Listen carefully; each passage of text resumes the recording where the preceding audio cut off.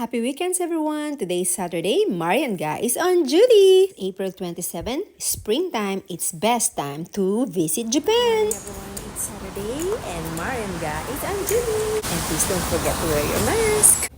Walang tao! Okay, let's change this. Working on Saturday and Sunday is very busy day! At ang pinakaayaw ko, ang lunchtime. So scary! Ang layo at ang dilim kasi ng aming resting area. Nanginginig ang tuhod ko, hindi ko alam kung sa gutom or sa takot. Itadakimasu, bilisan natin kumain!